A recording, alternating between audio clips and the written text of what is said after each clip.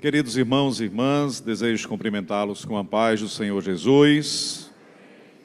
Celebramos ao nosso Deus por sua vida, bondade e graça, de mais uma vez chegarmos aqui, lugar onde recebemos a sua palavra, onde ouvimos os seus direcionamentos, onde cumprimos a missão de pensar nossa filiação, porque estamos conectados à Igreja do Senhor Jesus Cristo.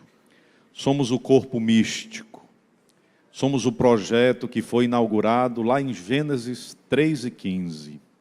Somos a semente que foi pensada no coração do Pai, germinou e somos igreja na cidade. Que grande privilégio estarmos nesse ambiente e hoje nos foi proposto pensar uma palavra à igreja e o Espírito do Senhor nos dirigiu a Atos 17. Esse texto tão importante, tão necessário, e eu queria retornar e reprisar apenas uma porção do versículo 22 ao versículo 25, e eu peço aos irmãos que, abrindo a Escritura, acompanhem conosco essa porção. O apóstolo Paulo está na cidade que é o berço da cultura grega, da filosofia grega, e o apóstolo Paulo é convidado ao Areópago. E estando no Areópago, o apóstolo Paulo ministra esta palavra. Atos 17, 22, a palavra nos diz: e estando Paulo no meio do Areópago, disse: homens atenienses, em tudo vos vejo um tanto supersticiosos, porque passando eu e vendo os vossos santuários, achei também um altar em que estava escrito ao Deus desconhecido. Este, pois, que vós honrais, não o conhecendo, é o que eu vos anuncio. O Deus que fez o mundo e tudo o que nele há, sendo o Senhor do céu e da terra, não habita em templos feitos por mãos de homens, nem tampouco é servido por mãos de homens, como que necessitando de alguma coisa, pois ele mesmo é quem dá a todos a vida, a respiração e todas as coisas. Esse é o nosso Deus. A cultura, ela é pensada a partir de 3 pilares. E quando estamos pensando na cultura grega, nós, do Ocidente, recebemos muito desta cultura. A filosofia grega nos influencia, o direito romano e a espiritualidade judaico-cristã. Então, esses 3 pilares formam o Ocidente. E é impossível pensar no Ocidente sem, de alguma forma, caminhar por esses 3 pilares. E aqui nós temos o encontro de um dos maiores arautos, talvez o maior arauto do cristianismo, do primeiro século, sem dúvidas alguma, junto com os filósofos. E aqui o apóstolo Paulo está falando do mestre. E é interessante qual é a estratégia que o apóstolo Paulo utiliza. Ele caminha por Atenas. Atenas era uma cidade eivada de idolatria. Seus muitos templos, o filósofo Plínio chegou a dizer que havia 30 mil deuses. Ele brincava dizendo que era mais fácil encontrar um deus do que um homem em Atenas. E o apóstolo Paulo fica com o seu coração perturbado de ver tanta idolatria. E ele caminha nos muitos templos e ele percebe que existem deuses erigidos a todas as circunstâncias. O Deus para o dia, o Deus para a noite, o Deus para todas as enfermidades possíveis. E eles vão erigindo os deuses e erigindo os deuses.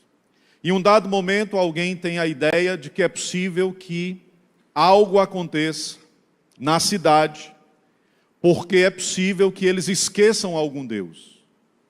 E aí, com o objetivo de não serem castigados, olha a superstição da cidade. Eles ergueram um altar e colocaram ao Deus desconhecido. Pronto, com essa fala e com esse altar, a gente contempla todos os possíveis deuses esquecidos. E aí o apóstolo Paulo vê aquele altar com a escrita ao Deus desconhecido, e ele toma isso como um gancho.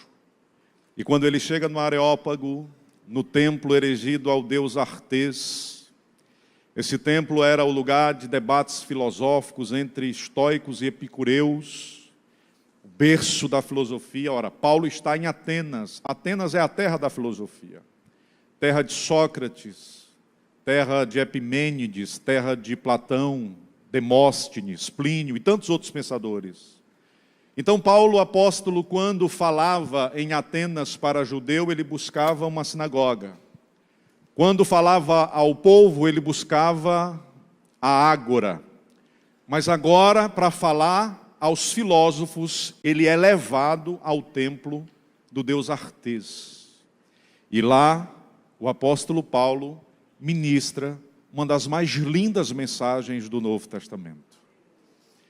E é importante a gente pensar sobre isso, porque o Paulo está caminhando por Atenas, e o Paulo era um homem de muita cultura, de muito saber. Mas quando ele caminha por Atenas, ele observa Atenas a partir da perspectiva de Cristo. Não é um turista encantado com as belezas monumentais de Atenas.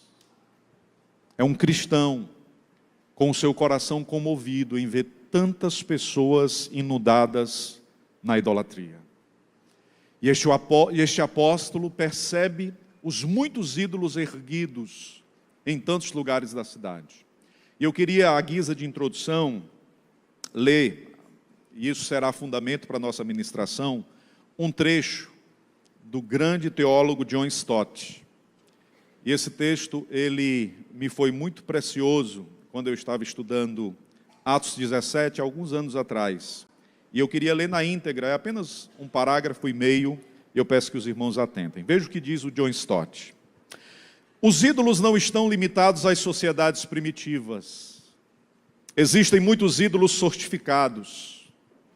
Um ídolo é um substituto de Deus. Qualquer pessoa ou coisa que ocupe o lugar de Deus é um ídolo. A avareza é idolatria. As ideologias podem se tornar idolátricas. Assim como a fama, a riqueza, o poder, o sexo, a comida, o álcool, as drogas, os pais, a esposa, os filhos, os amigos, o trabalho, o lazer. Tudo isso, inclusive as propriedades, a igreja, a religião e o culto cristão, tudo isso pode se tornar ídolo. Os ídolos parecem particularmente dominantes nas grandes cidades. Jesus chorou por causa da impenitência da cidade de Jerusalém. Paulo, apóstolo, ficou profundamente indignado com a idolatria de Atenas. A pergunta que se coloca para a igreja contemporânea é: será que estamos nos perturbando em espírito ao ver a idolatria das nossas cidades? Essa é a pergunta do Stott. E esta pergunta cala a nossa alma e nos faz refletir. Porque quando o apóstolo Paulo chega em Atenas, metrópole da intelectualidade, berço dos grandes luminares do saber, ele não vê Atenas no olhar e na perspectiva de um turista. Ele vê Atenas no olhar e na perspectiva do próprio Deus. Ele não se encanta com Atenas e ele não começa a dizer: aqui existe arte e sabedoria. É superstição, aprisionamento e idolatria. E a partir dessa perspectiva, a partir dessa percepção, o apóstolo Paulo começa a ministrar a palavra em Atenas. Às vezes, irmãos, nós estamos tão encantados com a beleza que não percebemos que por trás da beleza existe algo contrário à vontade de Deus. Às vezes nós estamos tão impressionados com a arte que não percebemos que nós não estamos observantes e atentos ao estado de aprisionamento das nossas cidades. John Stott conclui o texto dizendo o seguinte: cuidado com a beleza, porque a beleza é o pacote no qual o diabo embrulha os seus presentes. Ah, pastor, eu estava lá naquela exposição, era uma exposição que eu sei que era contrária à palavra, mas é porque eu aprecio a arte. Como saiu a alma daquele ambiente? como ficou o coração. O discípulo de Jesus precisa olhar para Atenas como um profeta. O discípulo de Jesus precisa olhar para a perversidade da cidade como um arauto do rei e declarar a liberdade de toda idolatria. Há um Deus que livra de todos os aprisionamentos. Há um Deus cuja beleza perpassa o estético. Há uma vida cuja possibilidade é maior e melhor do que qualquer oferta deste mundo. É assim que um discípulo caminha. Então Paulo é levado para o Areópago. E quando ele chega no Areópago, ele começa a discutir com epicureus e estoicos. Eram duas filosofias de vida. Uma escola declarava o seguinte: você tem que aproveitar bem a vida. Os epicureus diziam o seguinte: aproveite bem a vida, goze, usufrua, desfrute. A vida é curta demais para você deixar de vivê-la. Então aproveitar a vida é mais que uma necessidade. Este era o fundamento da filosofia de Epicuro. Já os estoicos diziam o seguinte: não tem muito sentido tentar aproveitar a vida porque amanhã a gente vai morrer. Enquanto uma escola era extremamente otimista, outra escola era pessimista. Enquanto uma escola dizia: olha, você não pode se preocupar com o amanhã, a outra escola dizia: não tem nem sentido viver hoje, porque a gente nem sabe se o amanhã vai existir. Então, caminhando entre o otimismo e o pessimismo, aí chega o apóstolo Paulo com o evangelho. Com a beleza do evangelho. Eu acho isso lindíssimo, o cuidado de Deus com esta cidade. Porque aqui é o cuidado de Deus com a cidade. Você tem os epicureus dizendo: aproveitem a vida, e os estoicos dizendo: aguentem a vida.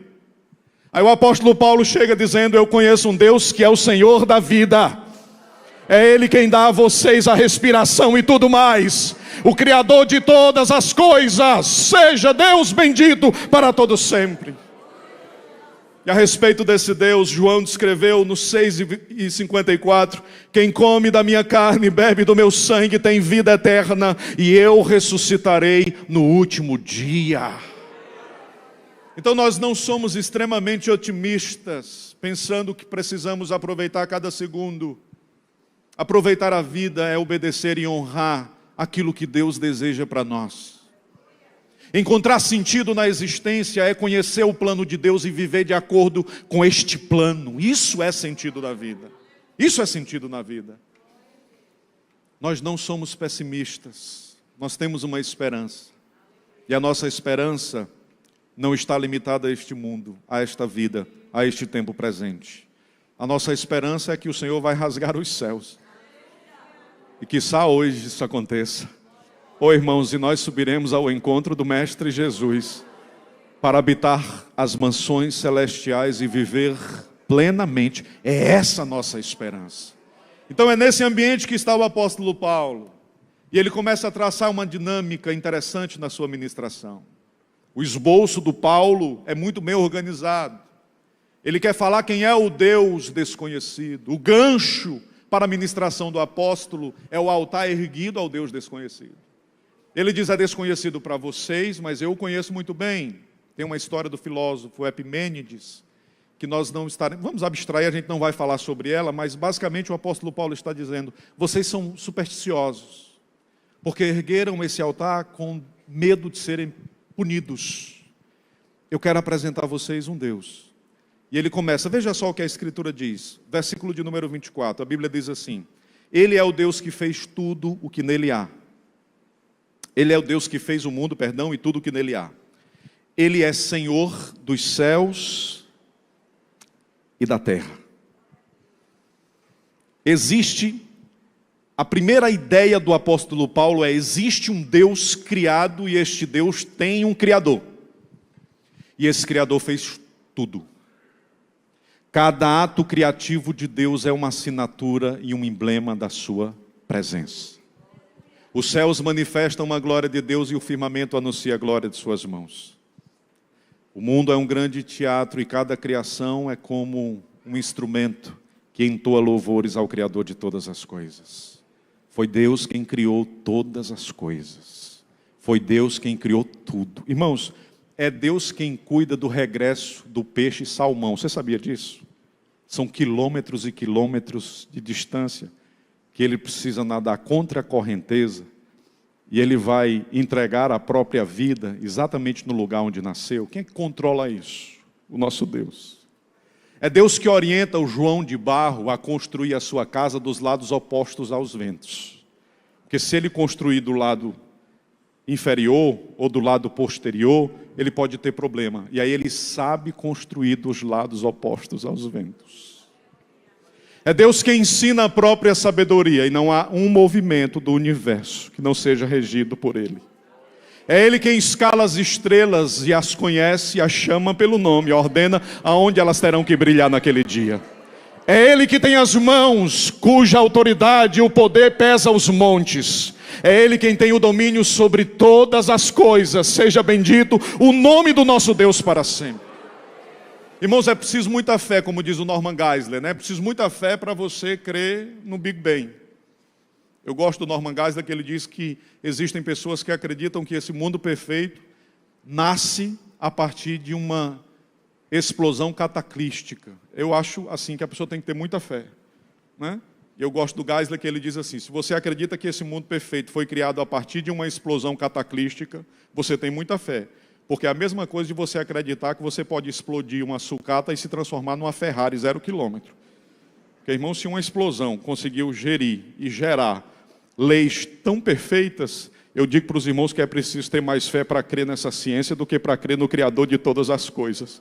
Aí ele diz, é talvez mais fácil acreditar que 4 ratos pulando em cima de um piano possa tocar Mozart. Então, se você acha que 4 ratos num piano toca Mozart, é possível que você acredite que a ciência tem fundamento quando fala sobre esse princípio. Mas nós cremos que o nosso Deus é criador de todas as coisas. E tudo que existe, existe a partir de sua ordem. Ele é o Senhor. Do nada, todas as coisas foram feitas. Ele usou a expressão fiat, que significa do nada faça-se. E a partir daí, todas as coisas passaram a existir. Perguntaram a Galileu Galilei, que foi condenado inclusive por heresia. E perguntaram a Galileu: Galileu, você acredita em Deus? Ele estava numa cela, preso. Ele se agachou, pegou uma pequena haste de capim. Aí ele disse: sim, eu acredito. Eu preciso apenas dessa haste de capim para dizer que Deus existe. Porque há mais complexidade nessa haste de capim do que na mais extraordinária criação do homem. Porque tudo que o homem cria, ele cria a partir do que já existe. Essa haste de capim um dia nasceu do nada. E sem dúvida quem criou essa haste de capim foi aquele que ordena do nada. O nosso Deus, o soberano, o poderoso, o majestoso, o Criador, o teu Senhor. Então, se você está esperando que alguma coisa aconteça para que Deus resolva os dramas e dificuldades da sua vida, do nada Ele pode ordenar todas as coisas sobre a sua vida nesta noite. Ele não precisa de coisa alguma, Ele é Senhor, Criador de todas as coisas. Ele cria circunstâncias e pode alterar as coisas. É nesse Deus que nós cremos e é este Deus que nós celebramos. Então é possível pensar a partir da ideia do apóstolo Paulo e perceber que o nosso Deus é o Deus que cria. Diga comigo, Deus Criador. Paulo apóstolo continua dizendo, Ele não é apenas Criador, Ele é Senhor. E aí Paulo diz, Ele é Senhor do céu e Ele é Senhor da terra. O céu testemunha o seu senhorio e a terra testemunha o seu senhorio. Irmãos, é muita coragem, no primeiro século, dentro de um templo cheio de filósofos gregos, você dá o título de Senhor a Deus. É muita coragem, porque só César podia receber esse título.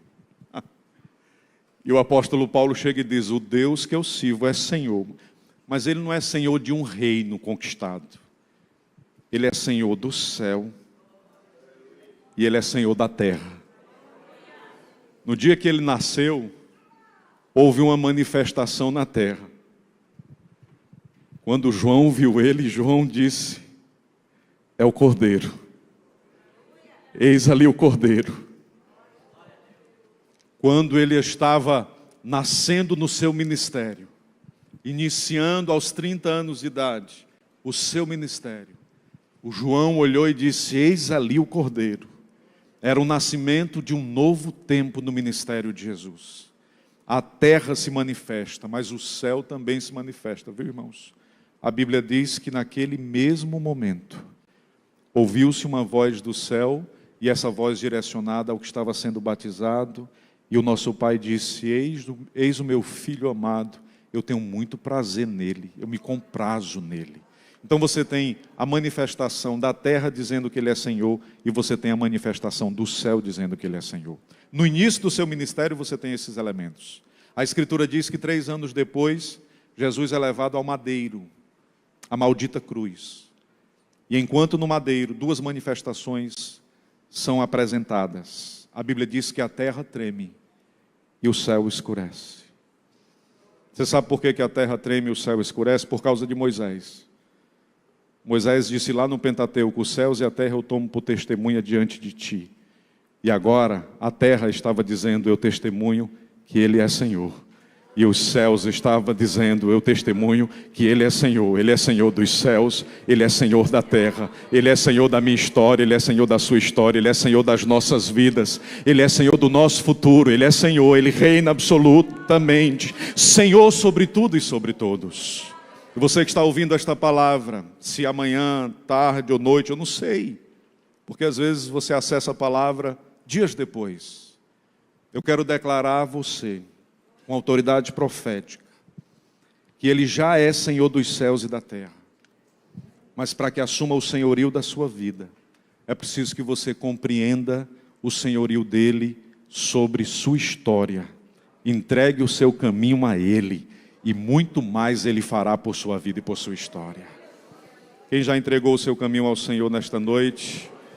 Razões de celebração nós temos, são tantas. E aí o apóstolo Paulo continua a sua ministração, e no versículo 25 ele diz: o Deus que eu sirvo, ele não é apenas Criador e Senhor, ele é também transcendente. Está lá, nos céus, transcende o humano. Nem tampouco, versículo 25, ele pode ser servido por mãos de homens, como que necessitando de alguma coisa. Ele mesmo é quem dá a todos a respiração e todas as coisas mais. Tudo o que temos, temos por causa dele. Veja o que diz um autor a respeito das escolas, e aqui o apóstolo Paulo está falando com filósofos. Os gnósticos diziam que Deus não pode ser conhecido. Os deístas declaravam que Deus está distante demais para que nós possamos alcançá-lo. Os panteístas dizem que tudo que existe é Deus. Os estoicos e epicureus declaravam que Deus sequer existe. Mas olhando para a Escritura Sagrada, nós encontramos esse Deus. E nós estamos falando do Deus da Escritura Sagrada nesta noite. E se nós fizéssemos uma jornada na Escritura e perguntássemos a Adão onde está Deus, Adão diria: eu o encontrei no jardim. Abraão diria: eu o encontrei no altar. Moisés diria: eu o encontrei no tabernáculo. Davi: eu o encontrei na música. Salomão diria: eu o encontrei no templo. Isaías diria: eu o encontrei na promessa. Jeremias diria: eu o encontrei na esperança. Ezequiel diria: eu o encontrei na justiça. João Batista diria: eu o encontrei no cordeiro. Paulo diria: eu o encontrei no amor. João diria: eu o encontrei no verbo. E Pedro diria: eu o encontrei na pedra rejeitada. E aí se nós perguntássemos ao mestre: mestre, onde encontramos Deus? Aí o nosso mestre diria: você vai encontrar-me no necessitado. Porque eu tive fome e vocês me deram de comer. Eu tive sede e vocês me deram de beber. Eu era estrangeiro e vocês me hospedaram. Eu estava nu e vocês me vestiram. Eu adoeci e vocês me visitaram. Eu estava na prisão e vocês me foram ver. Existe um Deus que pode ser encontrado. Ele é transcendente, mas ele se revelou a nós na pessoa bendita de Jesus Cristo de Nazaré. Existe um Deus que pode ser vivenciado, experienciado. Ele está aqui entre nós nesta noite. O Consolador enviado de Deus está entre nós nesta noite. Estamos reunidos por causa dele, para a glória dele. Esse culto celebra a sua presença. Quem veio aqui bendizer e adorar? Quem veio aqui celebrar a presença do nosso Deus? Seja Deus glorificado, a presença do Espírito de Deus em nós é real. Seja Deus glorificado entre nós, em todo o tempo, porque somos mais de 3 e há uma promessa: ele está entre nós. Esse Deus que transcende está aqui. Esse Deus que transcende está nesse ambiente. E aí por isso nós estamos aqui declarando que o Deus que o apóstolo Paulo prega no Areópago é o mesmo Deus manifesto a nós, 2000 anos depois. O mesmo Deus que muda as estruturas daquela cultura eivada pela idolatria, é o mesmo Deus que pode mudar as estruturas de aprisionamento e perversidade da nossa capital. O mesmo Deus que ungiu os lábios do apóstolo Paulo, pode dar autoridade aos teus lábios, e onde tu colocares a planta do teu pé, a vida de Deus se instaurará naquele ambiente, porque há um Deus vivo entre nós, e nós cremos no ressurreto, e a nossa fala é a partir de um Deus que ressuscitou. Olha que beleza, olha que extraordinário, que privilégio pensar esse texto sagrado. Então o apóstolo Paulo continua nos ensinando. Ele é transcendente, mas ele também é imanente. Ele não é um Deus que está distante. Ele chegou a nós.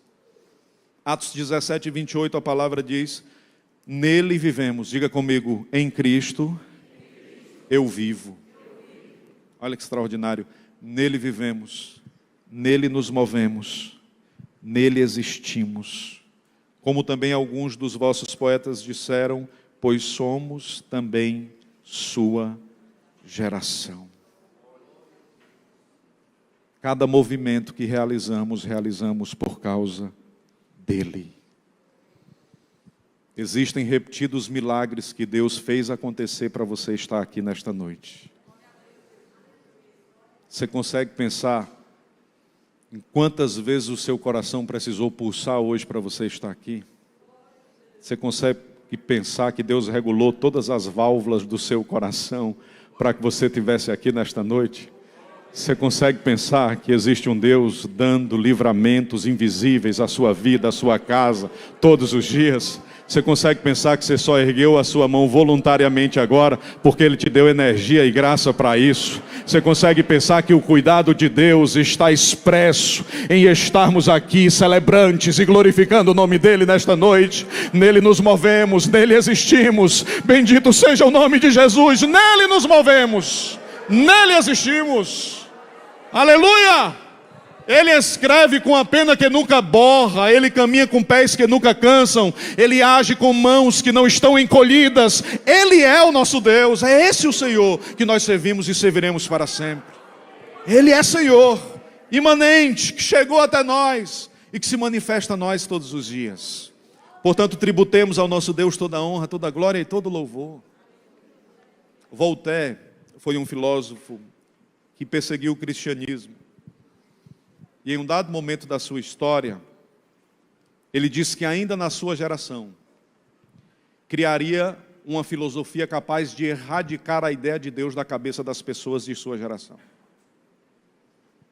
Voltaire chegou a dizer que seus princípios filosóficos eram tão bem estruturados, que ouvir os seus princípios filosóficos demoveria do coração de qualquer pessoa que compreendesse a sua fala, a ideia supersticiosa de um Deus. Deixa eu dizer uma coisa para os irmãos. Voltaire morreu. A casa que ele morava se transformou numa distribuidora de Bíblia. Até hoje está funcionando. E aqui em Fortaleza tem uma multidão dizendo que Ele é Criador, que Ele é Senhor, que Ele é transcendente, que Ele é imanente, que Ele é Pai, que Ele é absoluto, que Ele é o desejado das nações, que Ele cuida da nossa história, que Ele é o nosso Pai. Seja Deus bendito para sempre. Voltaire passou, e o nosso Deus continua sendo absolutamente o mesmo. Então nós cremos nesse Deus, e é isso que o apóstolo Paulo está convidando os filósofos a crer. O apóstolo Paulo está dizendo: vocês construíram filosofias baratas, frias e desnecessárias. Filosofias que alimentam apenas o ego humano. Eu vos falo sobre uma carência. Todo ser humano precisa de Deus. Há um anelo, há um desejo, há um vazio existencial, há uma falta de sentido. E esse anelo por Deus, esse desejo por Deus, afeta todos os corações. Mesmo crendo em Cristo Jesus, se não mantivermos a nossa vida firmada na rocha, esse anelo retorna. Esse vazio nos acomete. Nós precisamos preencher esse vácuo. E somente a presença do Cristo de Deus pode nos preencher. Como diria Agostinho, Deus nos fez para Ele, e a nossa alma só encontra descanso quando volta para Ele. Fora dele não há vida. Existe um psicólogo, psiquiatra e filósofo que eu gosto muito, chamado Viktor Emil Frankl.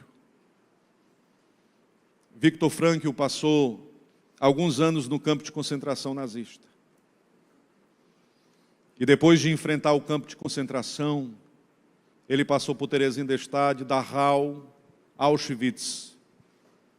E depois que ele sai, ele consegue sobreviver milagrosamente. Alguém pergunta para o Frankl, o que é o ser humano? O Frankl diz, o ser humano é um porco que foi capaz de construir câmeras de gás para colocar o seu semelhante lá dentro. Mas o ser humano também é um anjo que entrou na câmara de gás com a oração do Pai Nosso nos lábios. E aí ele olhou para a pessoa que fez a pergunta, você é o que você decide ser, porco ou anjo. Em Cristo é possível ser melhor. Em Cristo é possível encontrar sentido, até mesmo nos dias mais difíceis da vida. E Frankl tinha um norte, uma ideia que guiou a sua vida. E Frankl declarava o seguinte, se você se encontra diante de um dia bom, celebra e aproveita. Porque os dias não permanecem bons para sempre. Então, se você está vivenciando uma experiência de saúde, de alegria, de comunhão, se a sua família está bem, se há prazer na sua casa, celebra a Deus. Inclusive, eu queria trazer um conselho. Nós esquecemos de celebrar a Deus quando as coisas estão comuns, simples, quando o cotidiano está instaurado. A gente fica sempre na expectativa de uma coisa fora do comum, do extraordinário. Não, na minha casa não está acontecendo nada novo. Então canta a Deus e celebra. Você está viva, você está vivo. Você tem razões para bendizer o nome de Jesus. Existem pessoas nesse exato momento que desejariam muito estar aqui onde estamos. Existem pessoas nos leitos dos hospitais que desejariam muito estar aqui onde nós estamos. Então, se você desfruta da normalidade, tens motivos para cantar e bendizer e celebrar o nome de Jesus. E o Frankl diz, quando você está diante de uma circunstância boa, goza, alegra-te, celebra. Se você está diante de uma circunstância ruim, então muda a circunstância. Ora, o contexto não é favorável, então eu mudo o contexto, eu manuseio o contexto. Eu uso a minha liberdade para transformar o contexto e melhorar a situação. E aí o Frankl diz, agora, se você está diante de uma circunstância que você não pode mudar, então você muda você mesmo. Descobri a doença e quando descobri já era tarde demais. Você não pode mudar o diagnóstico do médico? Não. Mas você pode mudar a forma como você vai enfrentar essa informação. E às vezes o médico desengana, aí Jesus diz, o médico é que estava enganado, eu vou curar. Às vezes o juiz diz, está decretado e já não há mais saída.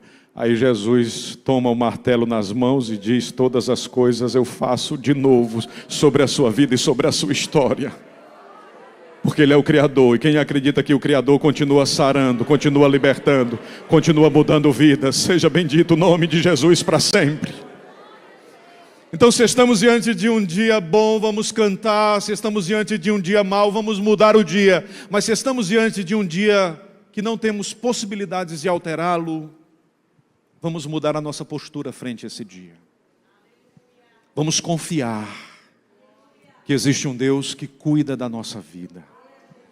Vamos confiar que existe um imanente, um Senhor que se importa com os detalhes da nossa história. Não nos abandona, Ele caminha conosco. E aí desta forma nós encontramos paz e encontramos sentido. E este autor é um autor precioso. Se algum irmão desejar conhecê-lo, eu aconselho que leia o livro Um Psicólogo no Campo de Concentração. É um texto que vale muito a pena. O apóstolo Paulo já ensina aqueles filósofos sobre quem é o soberano, o majestoso. E é interessante que a palavra do apóstolo vai alcançando uma lógica progressiva. Ele fala de um Deus que cria, de um Deus que cuida, de um Deus que transcende, de um Deus que está perto, próximo. E aí ele conclui a ministração falando de um Deus que é justo juiz,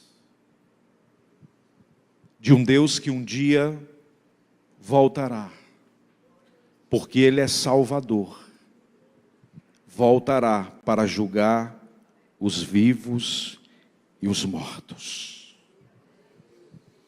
E aí o apóstolo Paulo no versículo 30, eu estou caminhando para o final da ministração. Ele diz assim: mas Deus não tendo em conta o tempo da ignorância. Boa notícia. Boa notícia. Deus não tem em conta o tempo da ignorância. Então não sei como foi que você chegou aqui hoje à noite. Pastor, o senhor está falando essa palavra para mim, ela não tem direcionamento para o meu coração, que você não tem ideia das escolhas que eu fiz. A palavra de Deus para você é: Deus não tem em conta o tempo da ignorância. Agora você sabe, antes não compreendia. Portanto, ainda hoje, entrega o teu caminho ao Senhor. Porque esta palavra é direcionada ao seu coração e Deus deseja mudar a história da sua família. Anuncia agora. A notícia não é apenas boa, a notícia é urgente. Paulo está 2000 anos atrás dizendo: Deus não leva em conta o tempo da ignorância. Mas ele anuncia em um momento que se chama hoje, em um instante que se chama agora. Há uma urgência na proclamação, há uma urgência naquilo que está sendo declarado. Nós não podemos postergar a mensagem, adiá-la. O mestre vem. Nós temos uma comissão.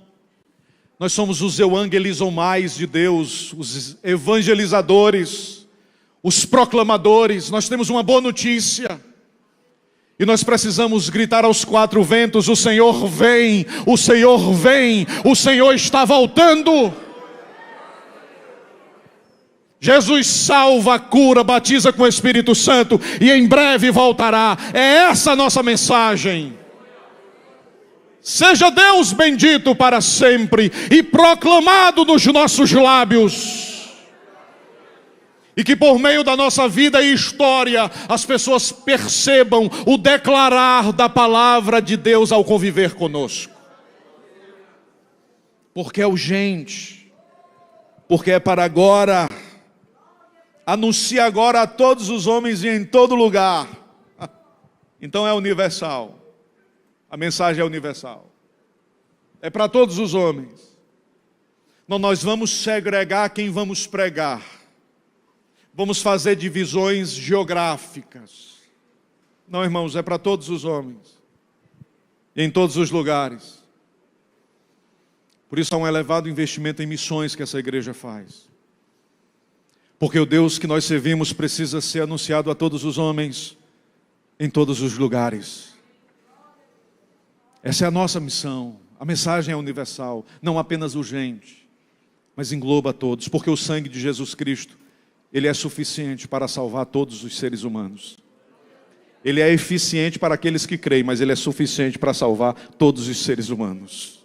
Nós aprendemos sobre isso na SLIC. A sua suficiência para todo ser humano. A sua eficiência para aqueles que aceitarem a Cristo e passarem a viver em novidade de vida. E aí ele conclui a ministração e eu também concluo com o versículo 31. Portanto, Deus, não esqueçamos disso. E essa é uma palavra de advertência a nós.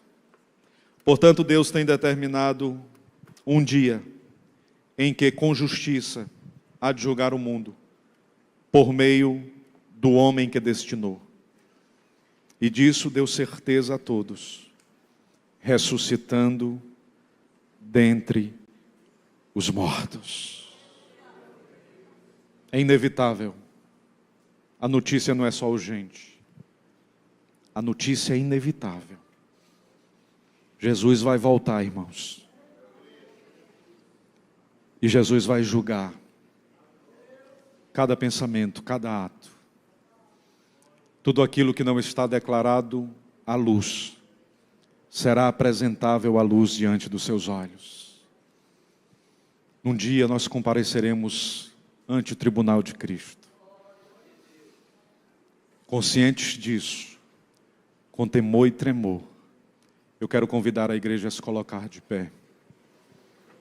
E nesta noite, eu desejo reforçar o convite que o apóstolo Paulo fez no Areópago.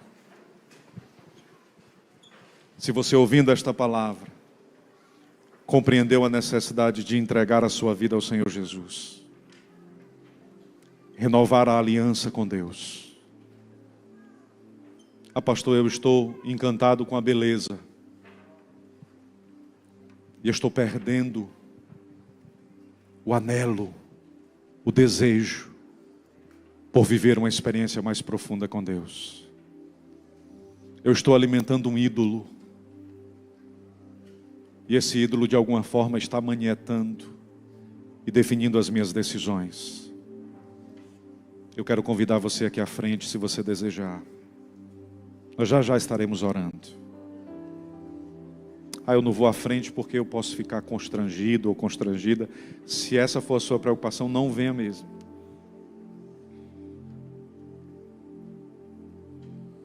Quem deseja encontrar-se com Deus não se importa com o que o outro vai dizer. Mas há um chamado de Deus para a sua vida nesta noite. Hoje é noite de salvação, de restauração. Hoje é noite em que, a partir da decisão de fé, de voltar-se aos braços do Mestre, ao colo do Mestre, o acusador não terá mais autoridade sobre a sua vida. Porque com este ato, você destronará toda a autoridade, toda a legalidade que você está entregando ao inimigo de nossas almas. Noite de restauração, de vida nova. O Espírito do Senhor sopra sobre nós isso. O Espírito do Senhor deseja exercer senhorio sobre nossas vidas. O Espírito do Senhor deseja ser celebrado nos nossos movimentos. Quer comais, quer bebais, quer façais qualquer coisa, que Deus seja glorificado no vosso feito. Vamos orar? Vamos orar. Nosso Deus e Pai, os filósofos tentam explicar a vida,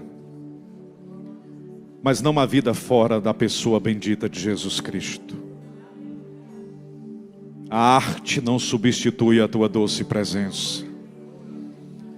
A beleza das palavras não comovem um coração, tornando-o consciente de seu estado de pecaminosidade.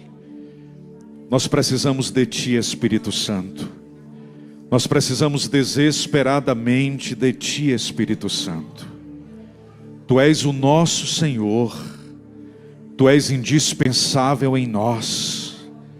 Move os nossos corações a viver a celebração de cada ato, a glorificar o Senhor por tudo que o Senhor nos tem dado, a glorificar a Ti pela normalidade da vida, pelo cotidiano, porque chegamos aqui a cantar ao Senhor pelo nosso casamento, pelos nossos filhos, a cantar ao Senhor porque tomamos café hoje, almoçamos, e ao retornar nós vamos descansar em Ti. Isso é tão cotidiano, mas isso é Teu, é providência Tua, é Tua bondade, expressa em nós.